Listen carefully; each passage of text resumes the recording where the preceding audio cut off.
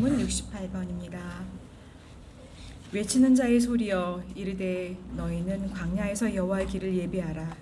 사방에서 우리 하나님의 대로를 평탄하게 하라. 골짜기마다 도두어지며 산마다 언덕마다 낮아지며 고르지 아니한 곳이 평탄하게 되며 험한 곳이 평지가 될 것이요 여호와의 영광이 나타나고 모든 육체가 그것을 함께 보리라. 이는 여호와의 입이 말씀하셨느니라. 말하는 자의 소리여 이르되 외치라. 대답하되 내가 무엇이라 외치리까 하니 이르되 모든 육체는 풀이요 그의 모든 아름다움은 그의 꽃과 같으니 풀은 마르고 꽃이 시들면 여호와의 기운이 그 위에 불미라. 이 백성은 실로 풀이로다. 풀은 마르고 꽃은 시드나 우리 하나님의 말씀은 영원히 서리라 하라. 아멘. 이 시간 박종희 안수 집사님 대표기도 드리겠습니다. 자, 기도하겠습니다. 주님, 사랑의 하나님 아버지, 깊어져 가는 가을과 함께 단풍이 짙어 물드는 한 주간도 주님께서 보호하여 주시고 이렇게 거룩한 성전에서 예배드리게 하심에 감사와 찬양을 올립니다. 이제 추수의 계절과 함께 추위가 서서히 다가오고 한 해를 되돌아볼 시점이 되었습니다. 주님께서 저희에게 맡겨주신 달란트는 많은데 무엇 하나 제대로 한 것 없이 오늘도 예배에 앞서 주님 앞에 머리를 숙입니다. 우리의 삶 속에서 알게 모르게 지은 죄를 회개하여 주옵시고 주님의 향기를 나타내게 하는 삶이 되게 하여 주옵소서. 사랑의 하나님 아버지, 육신의 연약함으로 치료받는 이공의 환우들과 그 가족분들을 보살펴 주옵소서. 아픔의 시음소리에 귀 기울여 주시고 애통해하는 마음에 주님의 위로와 평안을 주시옵소서. 불의의 사고로 예기치 못한 질병과 장애로 힘겨운 이들이 소망의 빛을 보길 원합니다. 모든 염려와 걱정을 주께 맡기며 부귀영화가 아닌 오직 성령과 함께하는 삶으로 살아가는 저희가 되게 은혜 내려 주옵소서. 욕심이 연약하고 모든 것이 부족한 저희를 주님 전으로 인도하셔서 말씀으로 주님의 은혜를 경험하게 하여 주옵소서. 사랑의 하나님 아버지, 우리들의 삶이 모양과 형식만 있는 그리스도인이 아니라 온유하고 겸손하신 주님을 닮게 하여 주옵소서. 그리스도의 삶을 살기를 원합니다. 오직 모든 일을 주님의 이름과 성령님의 능력으로 행하고 기도해야 할 시간에 기도하고 찬양할 시간에 찬양하며 전도해야 할 시간에 전도할 수 있도록 역사하여 주옵소서. 아멘. 경찰은 경찰이 전도한다. 경찰이 복음화되면 국민이 행복합니다. 라는 말을 늘 가슴에 새기며 살아가는 2022 경찰 선교회원님 되기를 소망하며 나아가기를 원합니다. 우리의 믿음의 사람들의 삶에 주님의 말씀이 능력이 강력하게 나타나게 하셔서 우리의 삶이 오직 주님의 말씀에 근거된 삶이 되어 열매를 맺기를 원합니다. 우리가 모든 일들 속에 주님의 능력이 날마다 새롭게 나타나게 역사하여 주옵소서. 우리 2022 경찰 선교 회원님들 내 삶이 주님 중심, 가정 중심, 교회 중심이 되길 소망합니다. 많이 추워졌습니다. 단장님이야 2022 직원분들 독감과 코로나로부터 지켜주옵시고 근무하면서 1인 시위자, 집회 관련자의 위험으로부터 보호하여 주시고 대통령과 관저 경비하면서 아무런 사건 사고 없도록 주님께서 함께하여 주옵소서. 이경우 담임 목사님, 신영수 전도사님 영육을 강건하게 하시고 기도의 무릎이 날로 강해지게 하시고 질병과 생활의 문제로 인해 사명과 사역이 방해받지 않게 하시고 성령으로 충만하게 하셔서 말씀의 권능이 임하게 하여 주옵소서. 특별히 담임 목사님과 신영수 전도사님 가정을 축복하시고 평안과 화평으로 인도하여 주옵소서. 수시로 유혹하고 미혹하는 사단을 분별하고 대적하게 하시고 오직 말씀과 기도로 전념하여 성령의 메신저가 되게 하여 주옵소서. 경복궁 교회를 위해 기도드립니다. 주님의 뜻이 있었기에 이곳에 주님의 교회를 세우시고 세상을 방황하는 저희를 주님의 방주로 인도하셔서 하나님의 사역에 사용하여 주심에 감사를 드립니다. 제 가운데 빠져있는 심령들을 전도하고 복음을 전하는 일보다 더 소중한 것이 없는 줄 아오니 2022 직원들에게 복음을 전파하게 하시고 영혼들을 가슴을 품고 주님 앞으로 인도할 수 있는 제단이 되게 하여 주옵소서. 땅 끝까지 이르러 복음의 주인이 증리되라 하신 주님의 명령에 순종하여 세계의 여러 나라에 나가 있는 선교사님을 위해 기도합니다. 말씀과 기도로 무장하여 늘 성령 충만케 하시고 부족한 지정 채워주시고 영육간 강건함도 허락하여 주옵소서. 해외 선교사님들에게 소명을 주셨사오니 복음을 전파하는 곳마다 영혼이 회개하고 주님께로 돌아오는 놀라운 역사가 일어나길 소망합니다.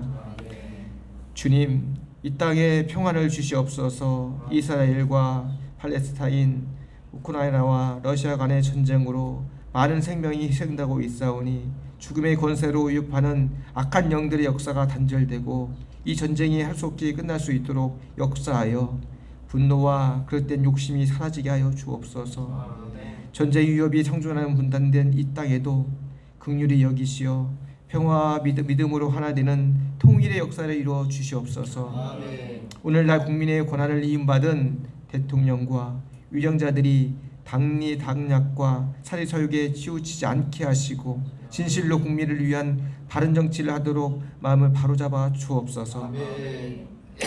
단위의 서실 이경우 담임 목사님을 축복하여 주옵시고 하나님의 귀한 말씀 대언하실 때 우리가 말씀 앞에 변화되는 새로운 역사가 일어나게 하여 주옵소서.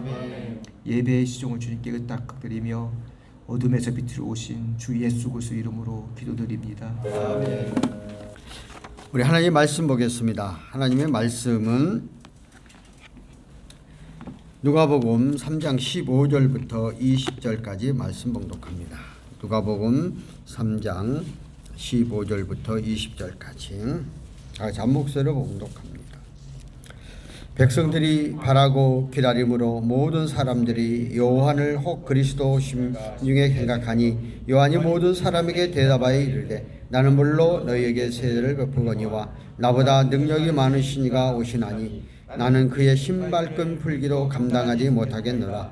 그는 성령과 불로 너희에게 세례를 베푸실 것이요 손에 기를 들고 자기의 타당마당을 정하게 하사 알곡은 모아 곳간에 들이고 쭉쭉이는 꺼지지 않는 불에 태우시려다. 또 그 밖에 여러 가지로 권하여 백성에게 좋은 소식을 전하였으니 분봉한 헤롯이 그 동생 아내 헤로디아의 일과 또 자기의 행한 모든 악한 일로 말미암아 요한에게 책망을 받고 그 위에 한 가지 악을 더하여 요한을 옥에 가두니라. 아멘. 오늘 말씀의 제목은 그리스도에 대한 요한의 증언하는 그런 말씀을 가지고 우리가 살펴보겠습니다. 오늘 보면은 이제 그 하나님께서 특별히 요한을 선택하시고 오늘 그에게 사명을 주셔서 이제 사명을 감당하게 가는 그런 과정. 우리가 수없이 많이 들었지만은 예수 그리스도가 오시기 6개월 전에 세례 요한을 통해서 장차 오실 예수 그리스도가 어떤 분이신가에 미리 예언하고 먼저 걸어가면서 말하고 있는 길을 닦았다. 이렇게 말을 하죠. 일제 당시에 그 팔레스타인 지역에 유대인 지역에는 정치, 경제, 사회적으로 대단히 혼란스러운 시기였어. 로마의 지배를 받고 있으면서 특별히 제사장들은 타락을 했고 거기에 들어왔던 앙들이나 총독들도 눈이 물질에 혈안이 되어서 정말 백성들의 고열을 빨아먹는 이런 정치적인 상황들이. 그러다 보니까 이스라엘 백성들은 이때까지 구약에서 예언된 메시아가 와서 우리들이 이 험악하고 힘들고 어려운 의뢰한 상 가운데 속에서 우리를 해방시켜주고 우리를 정말 이 고통 속에서 벗어나기를 원했던 그들이었습니다. 그래서 세례 요한이 와서 외칠 때에 마치 그리스도께서 오셔서 우리의 민족들을 구원하고 이끄실 줄 알았어요. 그러나 하나님의 뜻은 어느 한 민족, 육적인 어떤 권력에서 해방하는 것이 아니라 전 인류의 구원의 깊은 메시지가 이곳에 있다는 것이죠. 그래서 오늘 본문은 세례 요한이 그 말씀 가운데 속에서 장차 오실 예수 그리스도의 포커스를 맞춰서 이제 증거하고 있습니다. 오늘 15절에 보면 백성들이 바라고 기다림으로 모든 사람들이 요한을 혹 그리스도의 심중으로 생각하니. 오늘 그 어렵고 힘든 상황이 있으면 늘 어떤 대상을 생각하지 않아요. 그러니까 유대인들이 이 메시아를 고대하고 있는데 요한이 마치 우리가 기대하는 메시아 그리스도인가 하고 말하고 있는 것을 보십니다.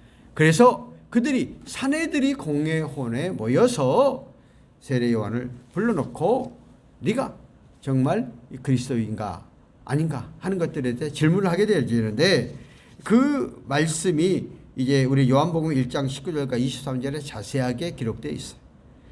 여기서 유대인이 사내들이 공회하는 것은 유대인의 72명이 마치 우리 국회와 같이 이스라엘의 종교적인 그러한 모든 문제를 회의를 통해서 결정하는 그러한 기관이죠.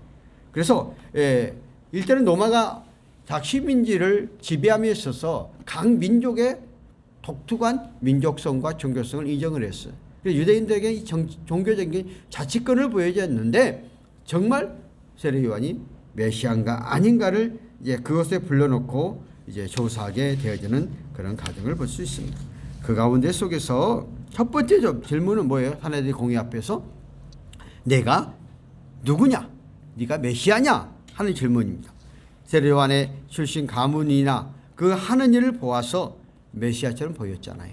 제사장 가문에 태어났으니까. 그 요한은 단호하게 나는 그리스도가 아니다 하고 딱 선언을 하죠. 그 다음에 두 번째 보니까 내가 엘리야이냐고 물어봤습니다. 유대인들은 메시아에게 오기 전에 그 엘리야 선지자 정말 위대한 선지자잖아요. 그러니까 세례 요한의 사역을 보면은 엘리야 선지자처럼 그 험하고 힘든 그 시대에 애치는 자 그런 역할을 감당하는 사람인가 하고 기대하고 있는 것을 볼 수가 있습니다. 그런데 나는 아니라고 또 담대하게 말합니다. 나도 엘리야처럼 이스라엘 백성을 구원하러 온 그런 사람이 아니라는 거죠. 세 번째는 그럼 내가 선지자냐는 것이었죠. 유대인의 신명기 18장 18장에 근거하여 격동개최할 때는 선자들이 나타나서 또 우리가 구약 성경에 보면은 12 소선지자와 대선지자들이 나타나서 이스라엘 어렵고 힘들 때마다 그때그때 선지자들이 그 이기 가운데 그 백성을 이끌어 갔던 그런 것들을 볼 수가 있습니다. 그러니까 더 말하면 선지자 애언자라는 얘기잖아요. 그럴 때 요한은 결코 내가 애언자가 아니다 하고 내가 그 영광 받을 사람이 아니다고 또한 말을 하고 있습니다. 마지막에서 그러면 누구가 우리를 보낸 이들이라고 대답하라. 내에 대해서 내가 무엇이라고 묻느냐 하고 말할 때 요한은 나는 선지자 이사야의 애난 것처럼 주의 길을 굳게 하려고 잠시 잠깐 앞에서 평탄한 그런 준비 작업을 하는 사람. 그래서 그 예수가 오시는 그 길을 잠시 잠깐 애치는 사람에 불과하다 하고 말하고 있는 것을 볼 수가 있습니다. 그리고 내 뒤에 오시는 분에 의해서 모든 것들이 이루어져 간다 하는 것이죠. 그러니까 요한이 살고 있는 그 시대에 한 사람의 그 애침을 통해서 이제 장차 오실 그 사람을 기대하도록 만들고 있는 그러한 모습들을 볼 수가 있습니까? 그러니까 이 세례 요한은 철저하게 자기의 사명, 자기의 길이 무엇인가를 올바로 알았죠. 오늘도 우리가 살아가는 우리의 삶 가운데 속에서 나를 포함하여 우리 모두는 하나님께서 각자에게 다양한 역할을 주십니다. 한 사람에게 모든 것들 다 주시지 않아요. 그런데 많은 사람들은 또 우리나라의 교육 자체가 모든 걸 잘하는 그런 시스템 속에서 자라다 보니까 또 교회 안에서도 각각 달란트와 각각 분야가 있는데 어느 한 분야만 잘하면 되는데 다 잘해야 되는 이런 그러다 보니까 어느 한 부분이 떨어지고 한 부분이 부족하면은 겁모 술수를 통해서라도 이거를 극복해 가려고 하는 것이죠. 우리는 세례야처럼 자기의 주어진 자기의 분야, 자기 할 역할을 정확하게 알고 그것을 향해서 매진해가는 그러한 사람이 되어야 된다는 것이죠. 오늘 세례 요한은 자기에게 많은 사람들이 자기를 지켜주시고 특별히 사내들의 공회원에 불러서 자기를 그렇게 지켜 새기는데도 불구하고 자기의 역할은 절대적으로 메시아적인 역할이 아니고 내가 주님의 가야 할 길을 예비하는 담대하게 자기의 확고함과 확신을 갖고 있습니다. 오늘 우리의 삶 가운데 속에서는 어떠한 사람이 인정받느냐? 개성이 있는 사람. 어느 한 분야에 대해서 그것을 심지를 굳게 하고 끝까지 나아가는 사람이 되어진다는 것이죠. 어제 제가 어느 우리 교단 총회장님하고 또 어느 교단에서 이렇게 또 우리 들어오겠다고 그래서 그분을 만나러 내가 시간 일정이 안 맞아가지고 또 어제 토요일 날 저녁에 가서 만나고 오면서 이제 그렇게 하면서 이제 여러 가지 이 목사님들 이야기 또 총회장이시니까 자기가 많은 사람을 데리고 있잖아요. 하다 보니까 그러면서 그런 말을 해요. 야, 사람들이 한 번 딱 결정하면 내가 손에 나고 몰라도 그것을 향해서 가면은 계속해서 쓰겠는데 이놈 사람들이 그냥 자기의 이익에 따라서 일로 갔다가 또 얘기하면 이렇게 붙인다는 거야. 지금 이제 총회장이 되니까 막 여기저기서 이제 사람들이 뭐 해달라고 그래서 어느 사람을 썼는데 정말 내가 잘못 썼다. 90%는 다 반대한데 그 사람이 내가 과거에 어떤 뭐 하나 때문에 약속을 해준 것 때문에 의리 때문에 썼더니 역시 아니다 하면서 그런 얘기를 하더라고요. 그러니까 정말 우리는 어떠한 것들에 한번 결정하면 심지를 굳게 가고 정말 정확하게 가야 되고 함께 섬기고 가는 그런 사람들이 되어져야 돼. 그럴 때 하나님 책임져 주는데 오늘 요한은 우리가 주변에서 잠깐 그 사람이 잘한 것 같고 조그만 부채질하면은 그냥 자기도 모르게 오만하고 교만해져 가지고 교회 안에서 이런 분쟁들이 엄청 많아요. 목회자들 가운데 속에서도 장로님들이 담임 목사가 미우면은 부목사를 사서 슬기면은 거기 그냥 현혹돼 갖고 이제 이게 스트라이크를 일으키는 경우도 많거든. 근데 결국 자기가 당하는 거거든. 그러니까 그러면 안 돼. 한 사람을 우리가 주님 말씀 안에 들었으면 심지 굳게 또 예수 그리스도를 믿고 의지가 주님을 통해서 구원받은 자들 확고함이 섰으면 우리들의 삶을 살다 보면 힘들고 어려운 일이 없겠어요. 그러나 끝까지 그 주를 붙잡고 나면 결국 책임져 주신다 하는 것들을 볼 수가 있습니다. 그러면서 오늘 메시아를 소개하면서 성령과 불로 세례해 주신 분이고 심판주로 선악간에 심판하실 분이심에 대해서 오늘 16절과 17절에 말씀을 하고 있는 것을 볼 수가 있습니다.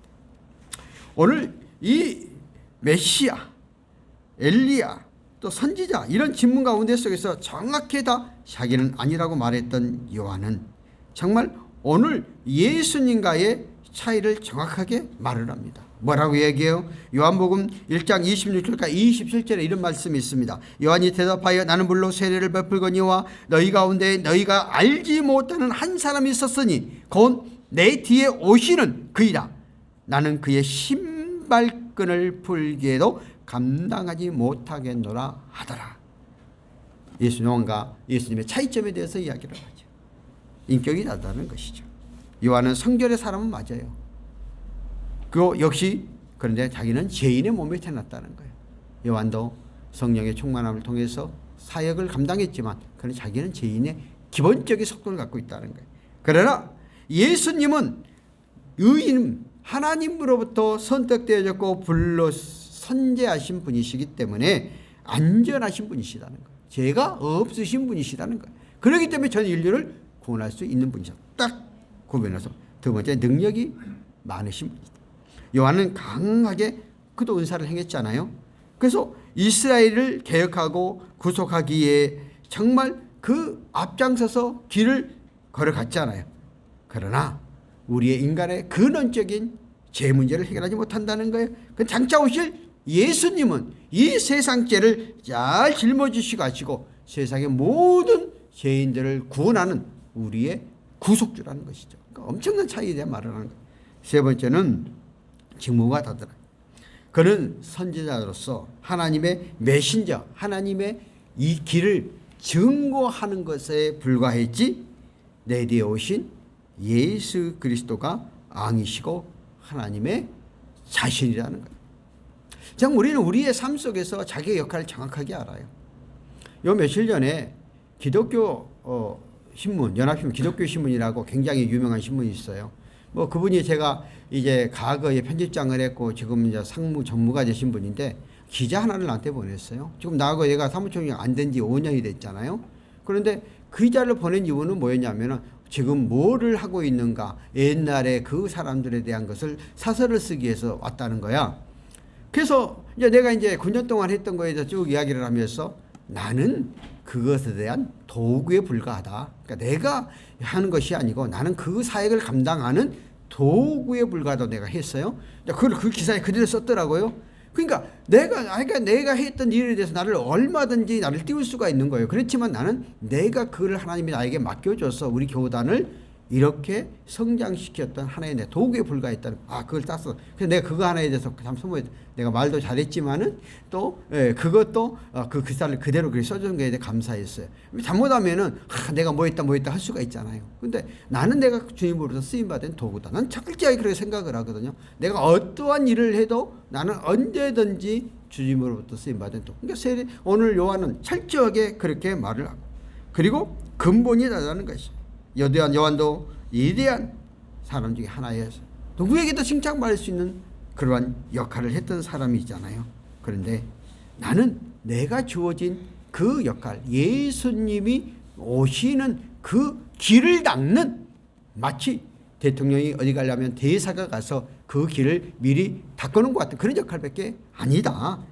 예수 그리스도만이 하나님의 아들로서의 구속주의 삶을 담당한다 하는 거고, 또 세례의 성격이 다르다는 것이죠. 요한은 물로 세례를 베풀었으나 예수님은 성령과 불로 세례를 베푸셨다 하는 거죠. 그러니까 성령의 불이, 이제 좀 뒤에 가서 설명을 하겠지만, 완전히 성령과 불을 받아야 우리의 심령과 우리의 삶들이 완전히 변화되고 새로워지고 달라질 수 있는 것을 볼 수가 있습니다. 그러니까 오늘 그 세례 요한은 예수님과 나하고는 기본적으로 본질적으로 모두 다르다 하는 것을 말하고 있습니다. 그래서 오늘 상장 16절에 뭐라고 그랬어? 요한이 모든 사람에게 대답하여 이르되 나는 물로 너희에게 세례를 베푸냐 나보다 능력이 많은 이가 오시나니, 나는 그렇게 말하면서 자기는 물로 세례를 예수님께서 뒤에서 물과 성령을 통해서 우리의 심령, 성령의 불을 통해서 내 심령의 변화를 시켜주시는 분이심을 말하고 있습니다. 그래서 이 성령은 영이라고 그러잖아요. 그게 뭐예요? 생명을 의미하지 않아요? 그러니까 하나님께서 우리에게 성령을 부어주면, 생명이 부어주면 우리의 삶이 변화되는 거죠.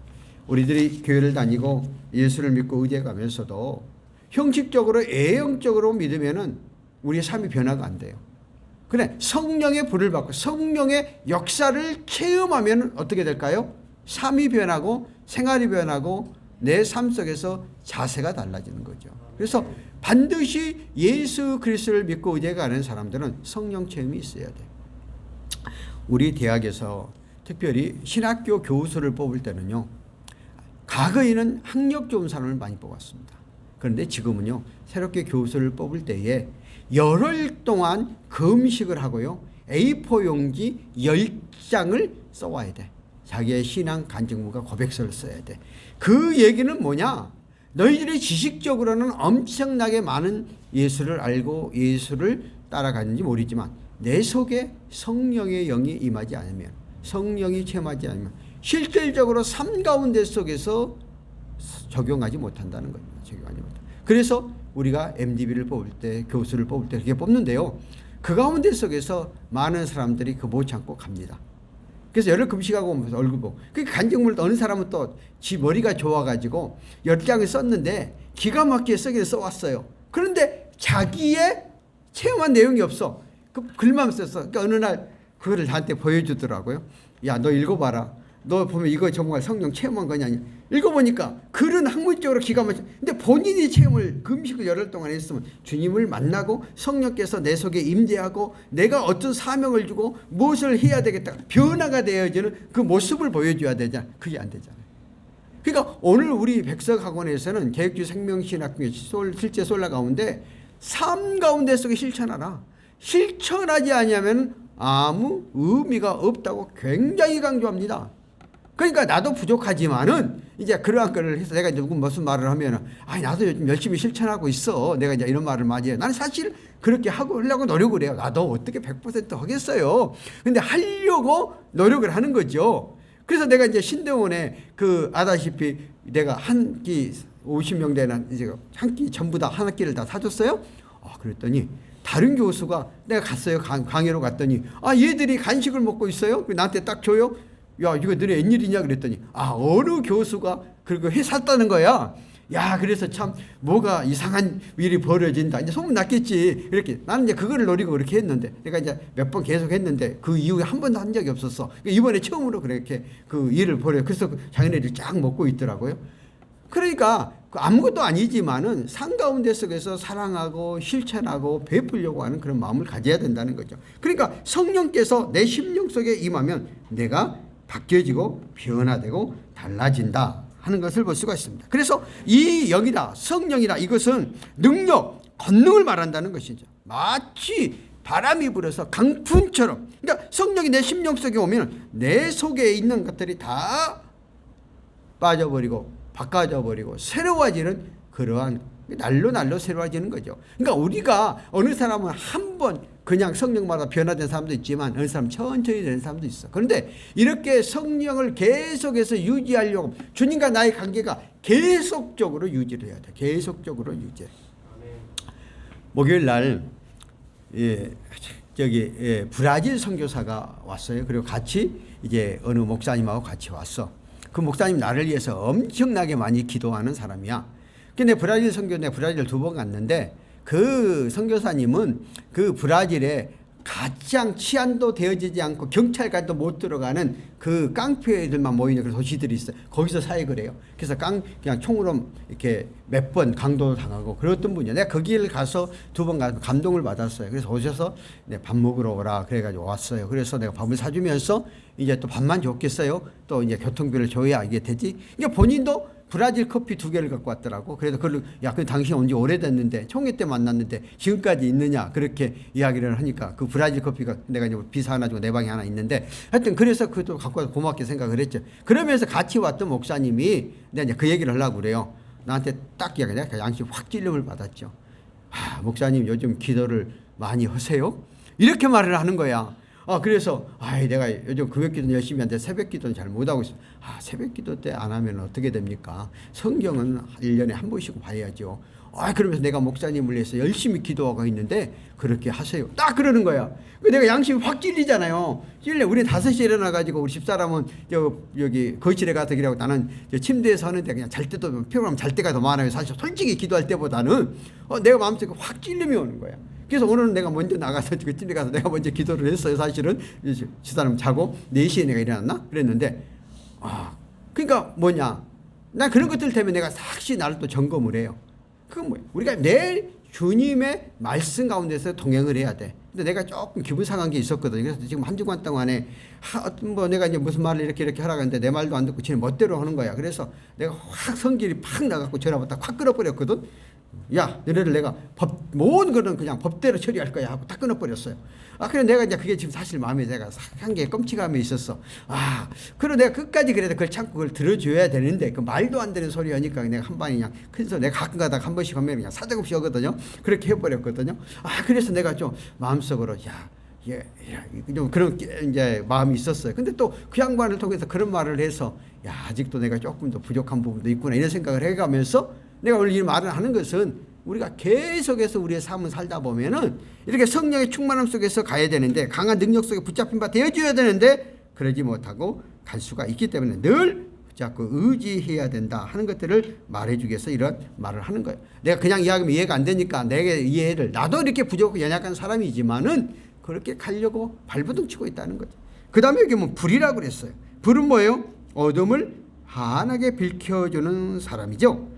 성령의 사람들은 사람들 앞에서 또한 그 사람들이 어둡고 힘든고 고통스러운 그런 일을 하면은 그것을 이끌어가는 역할을 해야 되고 또 불은 온화한 일, 마음을 상한 자를 싸매어 붙잡고 그 사람을 만남을 통해서 해결되고 그 사람 만남을 통해서 새로운 삶을 이루어가는 그런 의미가 있죠. 또 불은 청결, 왜냐하면 지저분하고 이러한 것을 다 태워버리잖아요. 없애버리잖아요. 그러니까 내 심령 속에 더럽고 추잡하고 우리는 수없이 정죄 판단하고 비판하고 수없이 우리 자신들이 이런 죄악 가운데 간용하지 않아요. 이런 것들을 성령의 불로 태워서 내 심령이 새롭게 변화되고 새로워지고 달라지고 그래서 모든 것도 수용하고 모든 것을 안고 모든 것을 싸면서 난 맨날 이렇게 하면서 나도 그렇게 하려고 굉장히 나도 순간적으로 저번 주 주일 월요일 날 내가 한번 폭발을 해가지고 내가 아직도 좀 덜 됐구나 하고 또 이런 생각을 해가면서 나를 발견해가면서 또 한번 해가는 거니. 그런데 이제 이런 상 가운데 속에서 내 심령 속에 있는 더럽고 추악한 불순물들을 다 제거시. 그러니까 예수님께서 바로 이런 역할을 한다. 성령과 불로 우리를 세례를 주어서 내 심령 속에 있는 더럽고 추악한 모든 것들을 깨끗하게 정결하게 시켜줘서 우리가 바른 삶으로 가도록 이끌어가고 인도해가는. 그 세례요한은 자기는 물세례밖에 못 주기 때문에 이러한 것들을 못하지만 내 뒤에 오신 예수 그리스도께서 인간의 근원적인 죄 문제를 해결해주고 인간이 살아가는 가치관, 바른 삶과 올바른 삶으로 가도록 만들어 주신다 하는 것들에 말하고 있는 것을 볼 수가 있습니다. 그러므로 우리는 성령 세례에 붙잡힌 바 되고 성령의 충만함을 받아야 된다는 것입니다. 그러므로 우리가 성령의 충만함을 받게 되어지만 우리의 인생의 삶의 가치관이 달라집니다. 내가 살아가는 근원적인 목적이 달라지는 겁니다. 우리가 성령의 충만함을 받지 않고 살아가는 세상적인 원리 안에 살아가죠. 세상적인 원리는 뭐예요? 명예와 부와 권세. 그 다음에 모든 것들을 수단과 방법을 가리지 아니하고 내가 이것만 취하려고 하죠. 그러다 보니까 우리 사회가 이렇게 불신 사회가 되었고 서로 믿지 못하게 됐고 뻔뻔함을 갖고 가도 죄가 죄에 대해서 부끄러워하지 못하는 사회가 된 거죠. 그 다음에 삶이 강해지는 거죠. 성령의 충만을 받게 되면 내가 힘들고 어려워도 이겨나갈 수 있는 힘을 줍니다. 우리의 인생을 살다 보면 힘들고 어려운 일이 없겠어요. 고비고비마다 있어요. 우리 인생은 엉겅퀴와 같은 인생이에요. 행복도 잠시야. 계속해서 고통. 특별히 우리 여러분 결혼 생활을 해보시면 알겠지만 결혼 생활에 잠깐 행복하지 그냥 수없는 부딪힘 속에 살아가요. 그런데 그걸 참고 견디고 또 예수의 말씀을 통해서 붙잡고 나가면 내 심령 속에 성령의 영이 함께해 주고 이기고 나갈 수 있는 힘을 우리에게 줍니다. 결코 좌절하고 낭망하고 실망하지 않도록 간다는 거죠. 왜? 말씀 붙잡고 나가니까. 이런 삶을 우리에게 가도록 하죠. 그럼 우리는 활력이고 보람찬 삶, 매일매일 삶, 항상 기뻐하라, 쉬지 말고 기도하라, 범사에 감사하라. 이거 내가 삶 속에서 내가 모토인데 이런 말씀, 범사에 이것이 예수 그리스도의 뜻이니라고 그래요. 그러니까 우리의 삶 가운데 이런 삶으로 가게 되면 매일 삶 가운데 비록 힘들고 어렵고 정말 앞길이 캄캄한 그런 가운데 속에서도 이것을 내가 이기고 나가야 주님이 나와 동행하면은 이 삶 속에서 이것을 헤쳐나갈 수 있겠지. 나를 정말 미워하고 나를 힘들어하고 말도 안 되는 것들을 모함하는 경우도 많이 당할지라도 하나님 내 평판과 처지를 하시고 내 중심을 하시고 내 삶을 하시고 하나님 맡겨 의지해 가면은 내 속에 성령께서 임하게 되면 그걸 이기고 갈 수 있는 힘이 어느 경점이 되면은 다 거짓은 드러나게 되고 진실은 다 나타나게 돼 있어. 역사의 흐름을 통해서 과거에 건물 술수를 해서 정권을 잡고 했던 그러한 사람들이 그때 당시는 잘못과 잘못인지 모르지만 후대 역사는 정확하게 판결을 하잖아요. 하나님은 정확한 눈으로 우리의 삶을 보고 계시기 때문에 우리의 삶 가운데 속에서 그러한 일을 행해 가시는 하나님. 그리고 우리의 삶을 불세를 받으면 정화, 깨끗하게 씻김을 받고 깨끗하게 이제 불순물들이 태워져 가는 거죠. 내 속에 더럽고 추악했던 것들이 하나하나 벗어나는 거죠. 하루아침에 씻어버리면 얼마나 좋겠어요. 근데 하루아침에 씻어져도 계속해서 주님과 함께하는 삶이 안 되면은 순간 또 악한 것들이. 그러니까 우리 성경 가운데 속에서 온수마귀가 한 길로 나갔다가 7길로 들어온다고 그러잖아요. 내가 성령 충만함을 받아서 정말 내 삶 속이 주의 뜻과 영광된 삶을 살고 내가 힘들고 어려운 삶 속에서 잔뜩 잘못 생각하는 순간 더 악한 것들이 들어와서 그때부터는 원망, 불평, 불만이 나오고 내가 예수 믿었는데 왜 이 모양이 하고 더 악해져 버리고 더 교회를 핍박해 버리고 이게 악한 막이 우리에 들어오는 거죠. 그러니까 그러한 것들이 들어오지 않도록 우리는 성령 불과 성령으로 충만을 받는 계속해서 유지하는 그러한 일을 해야 된다는 것이죠.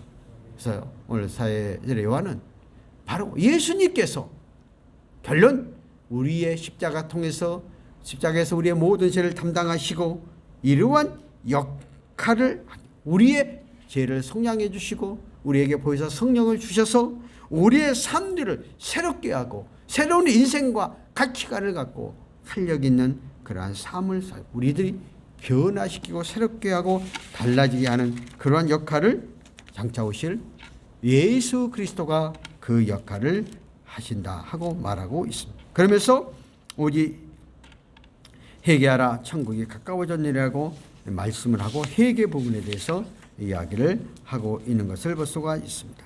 그래서 우리 심령 속에 더럽고 죄악한 죄악들이 있는 그런 속에서 그것을 깨끗이 씻고 정결하게 나가는 이 말씀은 마태복음 3장 1절과 2절에 있어요. 그때 세례 요한이 이르되 유대강에서 전파해 말하되 회개하라 천국이 가까워졌느니라.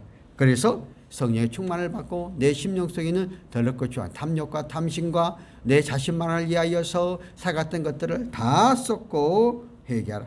천국이 가까웠다는 것은 하나님의 통치 나라 예수 그리스도를 믿고 의지하면 이 땅에서의 삶을 통해서 마지막에 누구나 다 영원한 천국이 보장되었고 그것은 영원토록 함께 그러니까 이 네 세간까지 함께 이야기를 하는 거죠. 그래서 우리 심령 속에서 회개하여 내 속에 있는 더럽고 추악 그러니까 우리는 사람과 사람 사이에서 또 우리가 잘못하면은 우리는 그건 반드시 대가를 치러야 돼요.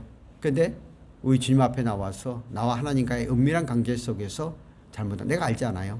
말하지 못할 그런 비밀도 많지 않아요. 정죄하고 판단하는 것도 많지 않아요. 미워한 것도 많지 않아요. 그러한 것들을 늘 기도하는 시간을 통해서 내 속에 있는 더럽고 추악한 것을 보백하여 예수께 영으로 정결하게 깨끗하게 씻김을 받고 나가는 그런 삶이 되어진다는 거죠. 그래서 예수 그리스도 성령의 충만을 받게 되면 나도 모르는 사이에 은밀한 죄와 허물들을 나오게 되고 내가 행동했던 하나하나를 생각나게 하여서 그것을 고백하여서 회개케 하고 내가 입으로 신하여 나갈 때에 내 삶이 변화돼요. 내가 입으로 신하지 않으면은 한 길로 흘러버리는 거야. 그러니까 기독교는 철저하게 삶 가운데 속에서 적응해가는 그런 신앙 가운데 속에서 하나이다. 그리고 나서 오늘 3장 17절에 볼까요? 손에 키를 들고 자기를 타작만하게 정하게 하지 알곡을 모아 곳간에 들이고 쭉종이를 꺼지 않은 불에 태우리. 이제 예수님께서 우리가 마지막 심판 때 섰을 때 알곡과 쭉종이를 갈른다는 거예요. 그러니까 아까 심판 이야기가 나왔으니 계속 연결해서 말을 하는 거예요. 그렇기 때문에 이러한 것들을 우리가 생각하면서 우리의 삶 가운데 바른 인생관과 바른 삶을 가지고 살아가는 그러한 삶들이 되어져야 하지 않겠는가 하는 것이죠.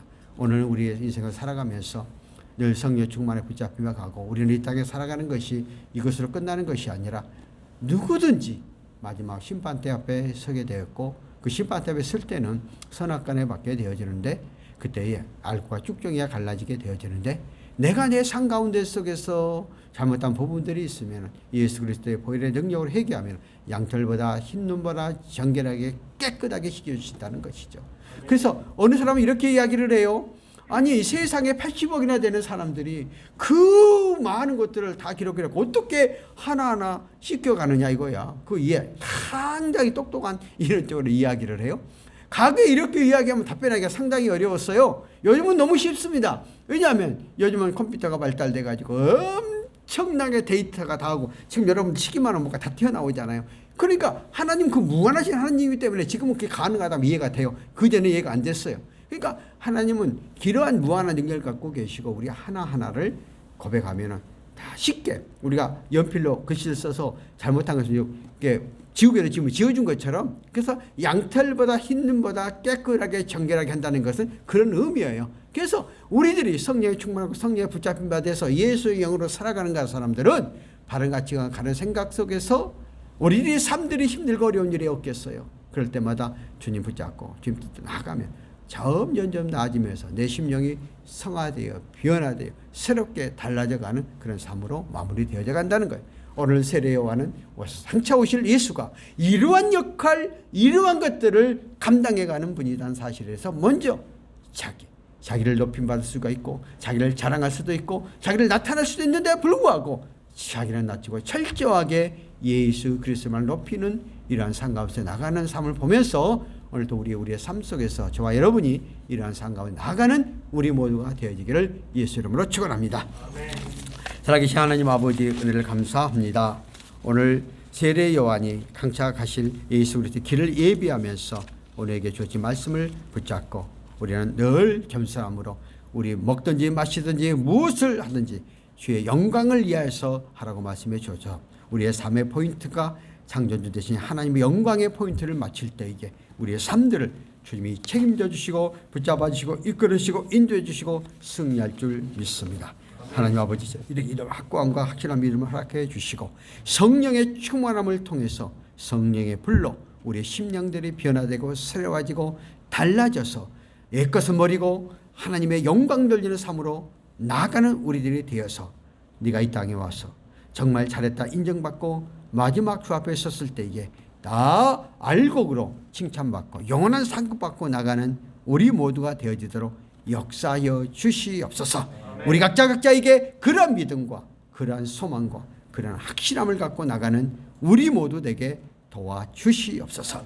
하나님 아버지 오늘도 이 시간 정성 들여 저희들의 빈손 들고 나오지 아니하고 하나님 앞에 애임을 드렸사오니 감사임을 드린 손길마다 축복해 주시고 또 열의 안에 손길들을 말라기서의 약속된 말씀대로 삶과 가정과 직장 안에 채워지어서 살아계신 하나님의 능력을 체험해가는 그러한 삶들 되게 하여 주시고 이 예물이 주의 영광을 위하여 귀하게 쓰임받아야지는 예물 되도록 축복하옵소서. 아멘. 지금은 우리 주 예수 그리스도의 은혜와 하나님 아버지의 성령의 역사 내주 충만하심이 오늘 이 시간 주 앞에 나와 함께 예배의 영광과 찬양 들리는 우리 믿음의 권속들 머리머리 위에 지금으로부터 영원토록 함께 계실지어다.